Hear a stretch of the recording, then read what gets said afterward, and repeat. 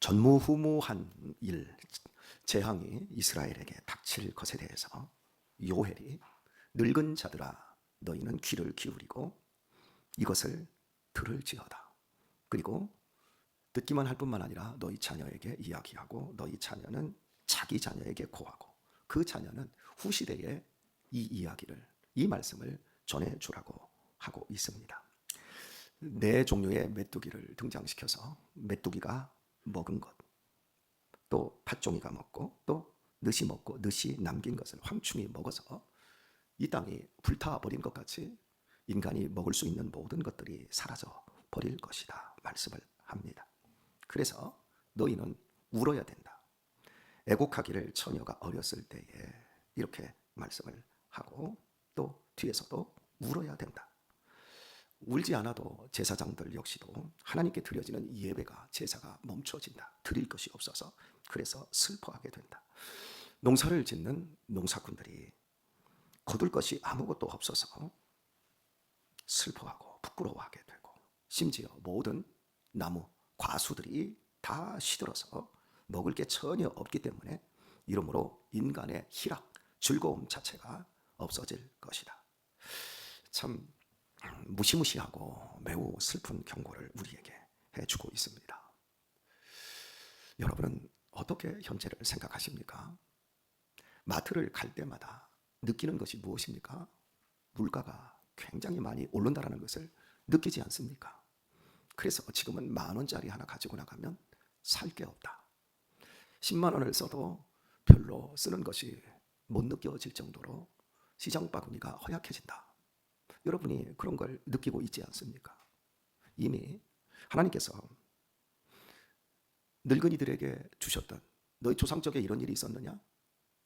그런데 이제 앞으로 먹을 것이 없어지는 세상이 올 것이다. 이 말씀한 그대로 요한계시록은 모든 것이 오염되고 모든 것이 뒤틀려지고 땅에 있는 것 다 불타서 결국 밀 한 되에 노동자 하루 품삯인 1데나리온만큼 이 경제적인 이 치명상이 온다라는 말씀을 해주고 있습니다. 먹을 것이 없으면 그 이후에 전쟁이 벌어집니다. 그래서 이 심판의 내용이 점진적으로 커집니다. 기독교 역사에 사과는 직선형이지만 나선형으로 돌면서 점점 소용돌이를 치면서 앞으로 갑니다. 더 커지지요. 그래서 깨어있는 자들은 지금이 어느 때 어느 경점에 와 있는지를 알 수 있도록, 그래서 예수님도 성경은 계속해서 너희들 깨어 있어야 한다. 지금이 어느 때인지를 분별해야 된다. 처처에 전쟁과 기근이 창궐하고 있지 않느냐, 전염병이 돌고 있지 않느냐. 이게 마태복음 24장 얘기거든요. 그리고 사람들의 마음에서 사랑이 식어지고 있지 않느냐. 그러면 주님이 문 밖에 곧 가까이 왔음을 너희들이 깨닫고 모이기를 패하는 어떤 사람들의 습관과 하지 말고 그날이 가까이 올수록 더욱 그리하라. 더욱 깨어있으라. 도대체 사람이 모여서라도 기도하고 울고 금식하며 이 마지막 시대에 하나님의 은혜를 구하라. 이 내용이 복음을 통해서 우리에게 보여주고 있는 우리들의 깨어있는 사명인 것입니다. 읽은 말씀은 그 전체 맥락이 어둡습니다. 그리고 아무런 소망도 없게 구성이 되어 있습니다. 그러나 본문 말씀에서도 자세히 살펴보면 놀라운 하나님의 은혜를 숨겨두고 있음을 볼 수가 있습니다. 먼저 2절을 볼까요? 너희는 귀를 기울일지어다. 너희의 날에나 너희 열조의 날에. 3절을 봅니다. 너희는 이 일을 너희 자녀에게 고하고 말씀합니다. 5절을 보면 너희는 깨어 울지어다. 울라고 말합니다. 또 이제 여기까지 보았고 8절을 보면 너희는 애곡하기를, 또 11절도 봅니다. 너희는 부끄러워할지어다. 자, 저를 한번 보도록 하겠습니다. 너희는 하나님과 아무런 상관이 없이 너희는 이렇게 말하고 있습니다. 너희가 즐거워하는 모든 것들, 너희가 먹고 마시면서 누리는 그 쾌락, 이제는 끝났다. 너희는 하나님과 아무런 상관없는 2인칭 단수로, 2인칭 복수로 너희는 이렇게 계속해서 말씀을 해요. 이게 구약성경에서 하나님이 이스라엘 백성들을 향하여 매우 불편할 때, 관계가 별로 좋지 않았을 때 쓰는 용어예요. 그런데 하나님의 백성이 하나님을 사랑하고 또 하나님과의 관계가 좋을 때 그때는 하나님이 이런 식으로 또 다른 용어를 주십니다. 내 백성 이스라엘. 나랑 상관없는 너가 아니라 내 백성 이스라엘. 우리 호세아서를 살피면서 에브라임아 에브라임아 이렇게 부릅니다. 그것은 북이스라엘의 대표로서 너희들 나와 아무런 관계가 없고 너무 멀어졌다라고 할 때 에브라임아 이런 식으로 부릅니다. 그런데 그 백성을 하나님이 다시 품고 그들에게 소망을 주실 때는 이스라엘아. 이 용법을 우리가 보았지 않았습니까? 그런 것처럼 오늘 본문에서 하나님과 아무런 상관없이 너희는 계속해서 이렇게 말씀을 하고 있는데 7절을 한번 보도록 하십시다. 7절을 보면 그들이 내 포도나무를 멸하며 내 무화과 나무를 긁어 말갛게 벗겨서 버리니 그 모든 가지가 하얗게 되었도다. 누구의 포도나무고 누구의 무화과 나무지요? 내 포도나무. 여기서는 내 포도나무 할 때 이 내는 누구지요? 하나님이십니다. 이 세상은 엔트로피, 혼돈과 절망으로 지금 추락해 가고 있습니다. 하지만 하나님의 백성으로 선택받은 사람은 이 혼돈과 무질서 속에서 질서를, 균형을 바로잡아 갑니다. 시편 91편 7절을 보면 천인이 네 곁에서 만인이 네 우편에서 엎드러지나 이 재앙이 네게 가까이 못하리로다. 깨어있지 않은 다수가 될 것인가? 죽은 물고기처럼 시대가 이러니까 그 시대 속에서 함께 병들고 잠들고 죽어가는 다수가 될 것인가? 아니면 깨어서 시대를 거슬러 가고 강을 거슬러 올라가며 정말 수십 미터의 폭포 또한 뛰어 넘어가는 이러한 회귀하는 이 송어나 이런 것들처럼 우리가 세상을 거스리며 하나님께서 찾으시는 그 사람으로 살 것인가? 우리는 고민하고 또 고민을 해봐야 합니다. 어제 저에게 두 통의 전화가 한 통은 전화였고 한 통은 카톡이 왔습니다. 목사님, 내일 새벽에 새벽 예배 쉬지요? 그래서 제가 갑자기 좀 당황스러워서 내가 새벽 예배 쉰다고 광고했나? 제가 그 생각을 해서 제가 오늘 말씀을 드리는데 가방을 바꿔 가지고 왔어요. 요즘은 새벽에 이 교회를 무슨 정신으로 오는지 모르겠어요. 이 가방이 제가 5개가 4개를 가지고 있어요. 뒤에 백팩까지 5개를 쓰고 있는데 노예에서 쓰는 서류 뭉치, 이 서류 분류해놓고 저 서류 분류해놓고 이제 이렇게 하는데 근데 가방이 제 곁에 5개가 있어요. 근데 들고 나왔는데 제가 쓰는 설교 가방이 아니라 엉뚱한 가방을 들고 나와버린 거예요. 그래서 순간 당황을 했지만 미리 설교를 준비해 놓았기 때문에 제가 다시 여기에다가 가장 중요한 대지만을 적어서 설교를 합니다. 이렇게 저도 정신이 없어요. 정신이 없는데 일들이 많다 보니까. 그런데 제가 어제 광고를 오늘 새벽에 쉰다 그랬어요? 안 했어요? 안 했죠. 그런데 두 분이 저에게 물어봤어요. 그래서 내일 새벽이 무슨 날입니까? 그랬더니 어린이날이요. 휴일이잖아요. 다들 놀러 가잖아요. 그래서요. 근데 웃긴 건 있잖아요. 이 교회를 나오시는 분이 한번 질문을 하셨고 안 나오시는 분이 질문을 하셨어요. 대체 안 나오시는 분은 왜 질문을 하셨는지 모르겠어요. 오늘 회개할지어다. 왜 하셨는지는 모르겠어요. 휴일이니까 놀러 가야 되니까 세상 풍조를 정확하게 반영하고 있는 우리 시대의 모습이 아닐까 싶습니다. 순간 저도 이런 생각이 들더라고요. 내일 새벽에 많이들 안 나올라나 보구나. 다 뭐 단양도 가고 또 서천도 가고 일부 예배 끝나고 어디 가고 다 가고. 그래서 내일 새벽에는 오실 분이 몇 분 없나 보다. 그래서 그래 내일 하루 좀 쉬자고 하는 게 더 좋은가? 이러고 고민을 하다가 그냥 생각을 또 놓쳐버렸어요. 바쁘다 보니까 다른 일을 하다 보니까. 그리고 오늘 여기 왔더니 한 분도 놀러 안 가고 여기 다 나오셔서 이렇게 있는 이 모습을 보니까 제가 깜짝 놀라게 되어집니다. 깨어있는 소수로 세상을 거스리며 사는 우리 성도들이 되었으면 좋겠습니다. 그렇다고 해서 너무 율법적으로 너무 옹골지게 그렇게 믿음 생활을 해서 다른 사람들도 다치고 특별히 내 자녀들이 상처를 안 입었으면 좋겠고 우리의 신앙은 뱀 같은 지혜로움과 비둘기 같은 순결함으로 채워져야 될 줄 믿습니다. 여하튼 하나님께서 우리에게 분명히 약속하셨습니다. 사람이 떡으로만 사는 것이 아니요 하나님의 입으로 나오는 모든 말씀으로 살 것이니라. 믿습니까? 예, 그렇습니다. 뭘 먹고 사느냐의 이 문제는 인간 본성의 문제입니다. 그런데 이 본성에 이반되는 하나님은 사람이 밥만 먹고 사는 게 아니다. 사람이 하나님의 말씀이 있어야 산다. 분명히 세상의 그 어떤 방식에도 없는 이상한 방식을 우리에게 약속해 주셨습니다. 그리고 오늘 본문에서 팥종이가 먹은 걸 메뚜기가 먹고 메뚜기가 남긴 걸 느시 먹고 또 느시 남기고 남긴 걸 황충이 다 먹어버려.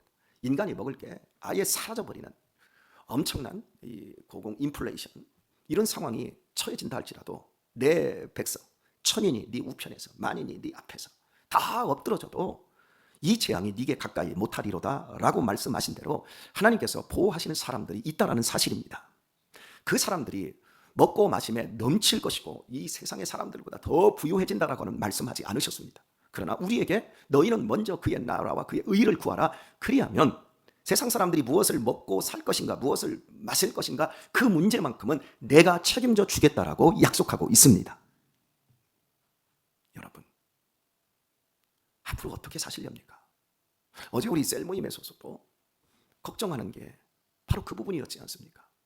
건설 경기가 다 죽었다. 그래서 50대, 53세에서 노동자들, 일용직들을 이미 다 끊어버렸다. 예전에는 60 후반까지도 노동자들을 뽑았습니다. 일꾼이 없으니까. 그런데 지금은 53세 이상을 안 써준다는 거예요. 그래서 제가 그 얘기를 들으면서 그럼 나도 이미 컷이네. 그만큼 앞으로 살기가 팍팍하고 힘들어질 겁니다. 국가는 세금을 많이 걷어서 조금씩이라도 나눠 먹는 형태로 사회복지제도가 발달합니다. 그런데 일자리, 일거리들을 만들어내는 건 어떤 안정적이고 오래도록 지속할 수 있는 일자리를 만드는 게 아니라 2시간, 3시간 일하고 아주 적은 것을 주는 그것도 6개월, 1년 이렇게 아주 짧은 고용 형태로 되어져 갑니다. 겨우 숨을 헐떡거리며 살 정도밖에 되지 않는 거죠. 그만큼 힘들어집니다. 제가 우리 자녀들에게 계속해서 가르치는 것 중에 하나가 너 AI가 할 수 없는 것을 해라. 전통적인 것에 네 인생을 바치지 마라. 우리가 전통적으로 생각해왔던 어떤 직업 세계가 지금 다 무너지고 있어요. 그런데 여전히 전통적인 생각들을 합니다. 몇몇 개는 살아남겠죠. 근데 저는 목사도 살아남을 수 없다고 생각을 합니다. 이미 그 전조 증상이 나타났거든요. 여러분, 제 설교와 우리 한국교회의 1순위, 동영상 설교 1순위, 분당 우리 교회 이찬순 목사님, 2위, 유기성 목사님, 뭐 이제 그 뒤부터 이렇게 들어가면 정말 기라성 같은 목사님들의 설교는 뭐 한 번 볼 때마다 수십만 명이 봅니다. 여러분들이 한 주일을 살아가면서 그런 목사님들의 설교를 취사 선택해서 듣습니다. 그리고 주일에 와서 제 설교를 들어보십시오. 그럼 여러분들 속에서 무슨 생각이 드냐면 왜 우리 목사님은 이찬수 목사님처럼 설교를 못하지? 거기로 가세요. 왜 거기로 가셔야 돼요? 어떻게 그런 분하고 그런 거인들하고 저하고 비교를 합니까? 비교 자체가 웃기지요. 그럼 저도 이렇게 얘기해야 돼요. 2주 전에 모 교회에서 성도님이 3억을 헌금을 하셨어요. 1년 재정이 그 교회가 한 7억 정도 되는데 3억을 헌금을 했어요. 여러분은 왜 3억 헌금 안 해요? 우리 최 장로님 왜 3억 헌금 왜 안 해요? 우리 박미옥 권사님 3억이 아니라 3천만 원만 좀 해봐. 제가 이런 식으로 여러분에게 시비를 걸면 여러분 좋아요 안 좋아요? 최선을 다하고 있잖아요. 맞지요? 최선을 다하고 있어요. 엄장로님 뭐라도 팔아서 헌금 좀 해요. 맨날 월급 타서 그거 몇십만 원 그거 하지 말고 좀 뭉땡이로 좀 해보라니까. 그래야 좀 장로님 체면도 쏘지. 안 그래요? 여러분 이렇게 말하는 거하고 똑같은 거예요. 그런데 아무렇지도 않게 말을 해. 성도들은 목사를 두고 당신이 한번 해봐. 그럼 저도 여러분 이제부터 한번 박박 긁어볼까요?